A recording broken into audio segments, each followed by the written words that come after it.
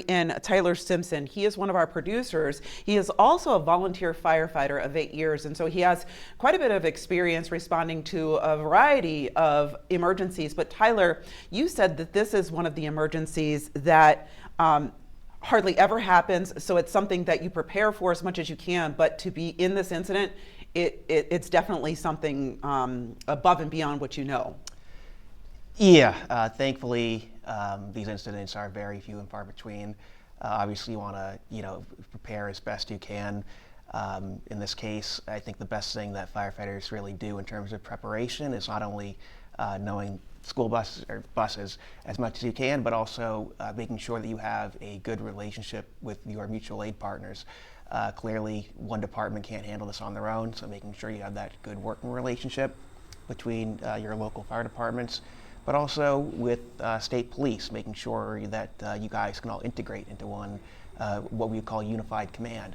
Obviously, there's a lot of authorities right here. Just based on the video that we're showing, I can see at least one or two, at least multiple fire departments, along with state police, state fire. So being able to work really closely with the mutual aid partners that you usually do is going to be really crucial in a bigger incident like this. Something you just said actually kind of sparked a question in my mind. We always cover a lot of trainings. Yep. But training for a bus rescue, is that something that a lot of fire departments have experience with? Because it's definitely a lot different than rescuing somebody from a car, right? It can be. From my experience, what usually happens is there are certain advanced classes that you can take to learn more about bus crashes. Personally, just given my time constraints, I have not taken those classes. But a lot of times what happens is, say, officers who are responsible for training, they will take these classes and then pass that knowledge down to some of the firefighters that don't have those certifications. In my department, we cover part of the Thruway. We're in the town of Guilderland in Albany County, so that's definitely something that we kind of think about every now and then. Thankfully, crashes on the Thruway are pretty rare for us, but one of the things that I find really sort of something to keep in mind with these crashes too is a regular house address or an address that you might have, walking down the street. That's very different than a highway where there might be some blurred lines between whose district is it. So when they're going out of the initial dispatch, and I don't know in this case, but sometimes there is a little bit of confusion about who's actually in charge, whose district is it. In my department, we had one case where we had a call on the Thruway. It wasn't our district, but because our district had the closest cell phone tower, it pinged there, and we got the initial dispatch. And then other departments started to be toned out as we realized it wasn't actually in our district, but we responded anyways, and we helped the people the best we could. So again, it goes back to really having those good relationships and being able to work really closely with their mutual aid partners. That's very interesting. What are some of the things that firefighters are thinking about as they are responding to that, to a crash? Entrapment, I'm thinking, what are some other things that you have to consider, because you're not, some firefighters are not medical providers, but you still have to deal with certain medical issues, right? So at least in the town that I'm in, my department, as a volunteer department, we have a few EMTs.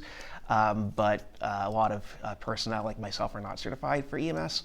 So really in that sort of scenario, we're going to be relying on the EMS providers that are on scene. For us, it'd be the town of Guilderland. They have great EMTs, great paramedics, so we kind of rely on their expertise. And if they see someone that's a little more critical, they might bring our attention to that, and we'll work on that person first to get them out first. But again, it just kind of goes back to everyone kind of working together, and if we understand that that someone's a little more critical, we'll kind of work hand in hand with them and get that person out sooner.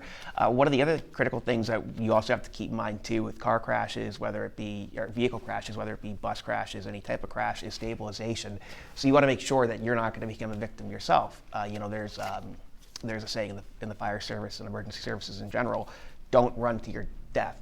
So as much as you want to really go in and get the trapped people, you also have to think about your own safety, because if God forbid something were to fall on you, if it were to cause yourself to be injured, then you're no good. So It's going to kind of vary on terms of what stabilization they're using. Some stabilizations are going to be as simple as a step chalk.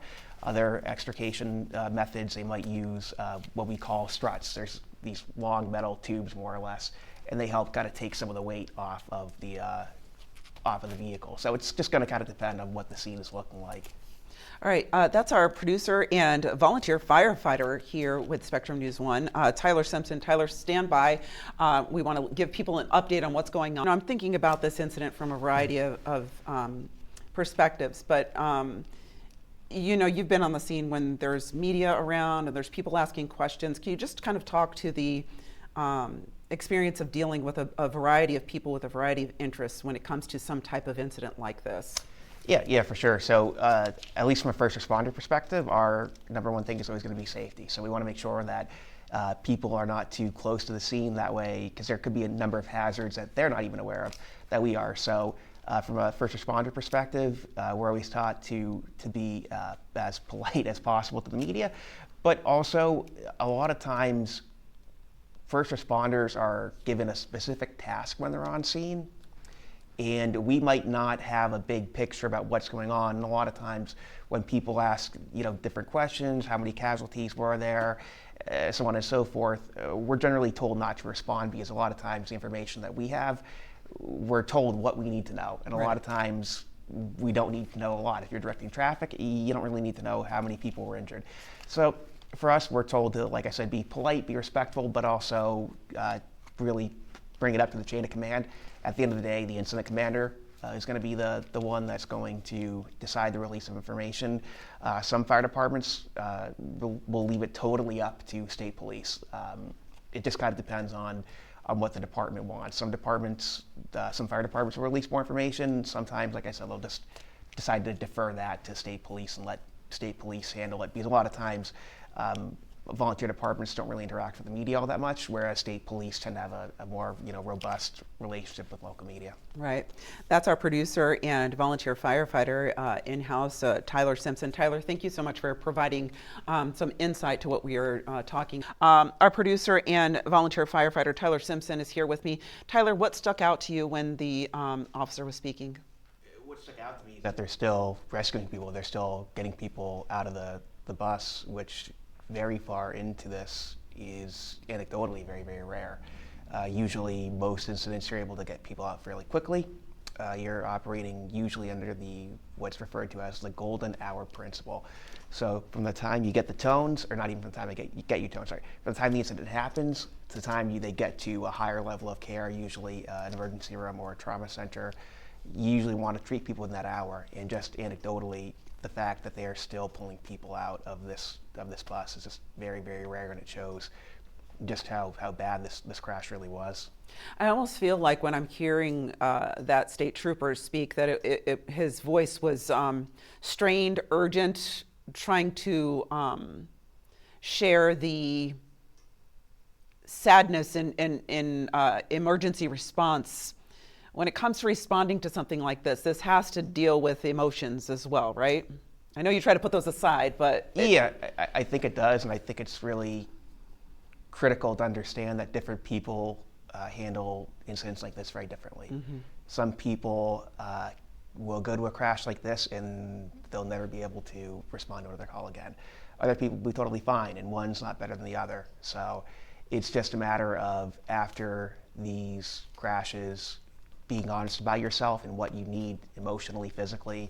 And I'm sure that both the state police and the local fire departments are going to do massive debriefs with their members following the crash, and really try to get them what they need, in terms of any sort of mental health counseling. And a lot has been done in the last few years in the first responder community in general, to try to kind of break that stigma. I know everyone has their own different ways of handling things, and it's especially any deaths that involve children. Mm-hmm. Thankfully, I have not had to deal with that personally, but it's brutal. There's no other way around it. Yeah. I appreciate your insight, Tyler. Once again, we're following breaking news out of Westminster, and volunteer firefighter Tyler Simpson is here with me. And Tyler, what are we seeing right now? Maybe you could just walk us through with what we're seeing right now. Yeah, so it looks like the emergency personnel are still in the bus. My guess is they're trying to attend to any victims that are still trapped in there. It looks like there's also a bunch of equipment that they're that's down besides the bus that they've probably been using throughout the incident. One thing that kind of struck me too is looking at some of our footage. You notice that the several Mercy flight helicopters are on the ground. They haven't taken off yet. A lot of times those crews are they can provide a higher level of care. So my guess is that some of those helicopter crews, a lot of times they include flight nurses with higher levels of trauma experience. So my guess is that those crews from Mercy Flight are also in that bus assessing patients. As the trooper mentioned earlier, they're still working on getting people out, and again, that's a very a not common thing to happen this late into an incident. Right, because you were mentioning something about a golden hour. Could you explain that again? Yeah, so the general principle is that you want to get someone to a higher level of care, whether that be an emergency room or a trauma center, within 1 hour of the incident. And that the clock starts at the moment that the incident happened, and that's why a lot of times we always keep in mind when responding to an incident, whether it be a fire, a crash, or whatever we're responding to, that that we're kind of a little bit behind the 8 ball, because the clock starts when the incident happens, not when you get the tones, not when you leave not when you get on the truck. So again, it's just trying to get as many people to a higher level of care within that hour of the incident taking place. Something that I'm noticing is that there's so much gear that you have to wear too, and so to be able to be nimble and be able to move and get into a bus, through the top of that little hole, that must be a difficult situation for firefighters to deal with, and then to get the patient out, right? It definitely can be, and it's not something that happens all that often. Usually, most extrications are fairly simple. You're able to get them out through the door, or through by taking out a door, or by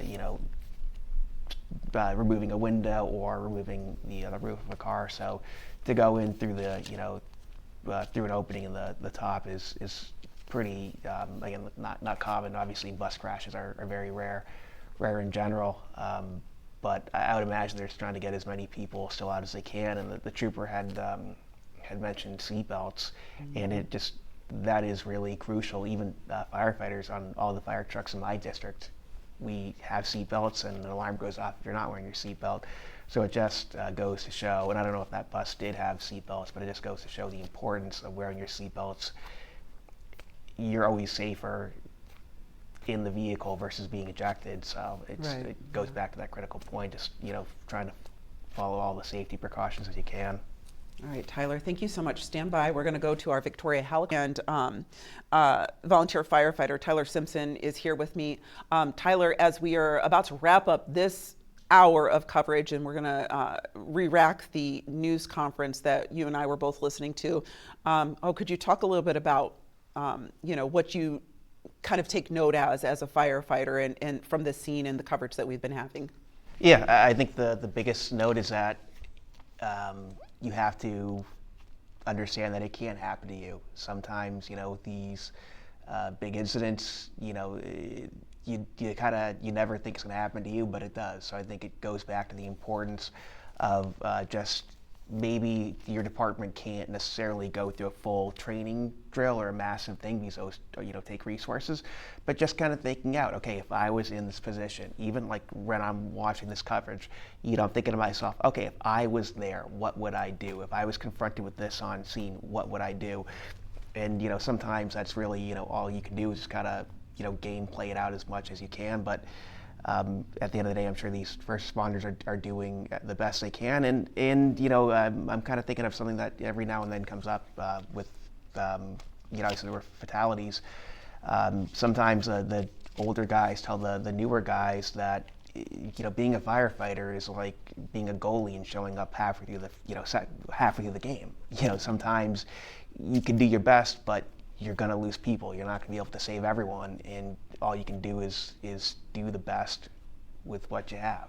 Mm-hmm. And you can tell that there are multiple agencies there, and as a result of that, you had also mentioned the fact that multiple agencies sometimes do respond to an incident, and it's all about teamwork and understanding the strengths and weaknesses of each team that comes to the table, right? Yeah, that's correct. Sometimes, especially on the thruway, you might, at least in my area, there might be multiple departments that show up. A few might be volunteer, some might be, paid. So it just kind of, you never know what you're going to have to encounter out there. We had a crash on the thruway. Thankfully, it wasn't, any fatalities, but we had multiple departments show up, and everyone worked together to get everyone out in the, safest and fastest manner that we could. So you're watching live coverage of 9 and 48A involving a tour bus with 52 people on board. Tyler, I just wanted to ask you, as we're, kind of winding down our coverage on what has happened, what goes into this now? We were just seeing the live picture in reference to the fact that they're putting up tarps and trying to make a privacy screen in that area. Could you kind of just talk a little bit more about that? Yeah, so once we kind of get out of the initial emergency response phase, my guess is what's going to happen is they're going to bring out those who are deceased. They might be trapped in a way that's hard for them to, to get out, so they'll be extricating them. And then once the emergency response phase is done, a lot of the firefighters are probably going to clear the scene, and it'll become a state police investigation, and state police will really take the lead in terms of trying to figure out what happened. And usually they'll be the ones that will handle the deceased as well. A lot of times medical examiners will be called in, and the firefighters will kind of take a back seat, and they'll more or less just assist the state police or medical examiners with whatever else is needed by them. So basically, firefighters are there to respond in the immediate emergency, but then they start to wind down their operations. Is that what you're saying? Yeah, more or less. Once they're in the investigative side, then you're really just trying to assist the state troopers with what they need. A lot of times, the most important information that you're going to get is from the first arriving units on scene. So a lot of times, I'm sure that everyone who arrived, at least on the initial engine, is definitely going to have to give a statement to state police investigators in terms of what they saw, because a lot of times the observations of the initial arriving crew are really crucial in terms of determining what happened.